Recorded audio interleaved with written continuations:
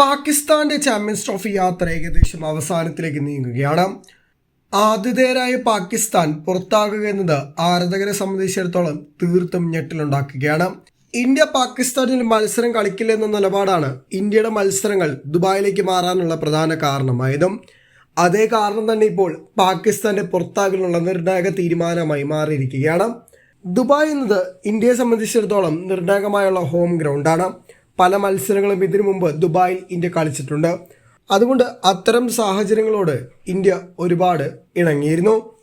എന്നാൽ പാകിസ്ഥാൻ അത്ര മനോഹരമായി കളിച്ച മത്സരമായിരുന്നില്ല ആദ്യത്തേത്. നിർണായകമായുള്ള മത്സരത്തിൽ ബാറ്റിങ്ങിന്റെ പേരിൽ ഏറെ വിമർശനങ്ങൾ പാകിസ്ഥാൻ താരങ്ങൾ നേരിട്ടു.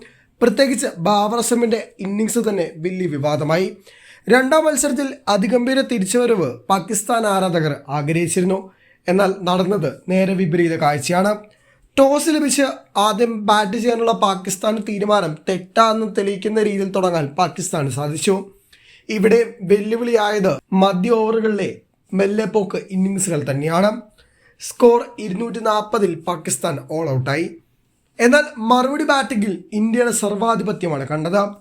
തുടക്കത്തിൽ രോഹിത്തിന്റെ വിക്കറ്റും പിന്നീട് ഗില്ലിന്റെ വിക്കറ്റും നേടാനായെങ്കിലും മത്സരത്തിൽ ആധിപത്യം ഉറപ്പിക്കാനോ ശക്തമായ തിരിച്ചുവരവ് നടത്താനോ പാകിസ്ഥാന് സാധിച്ചില്ല.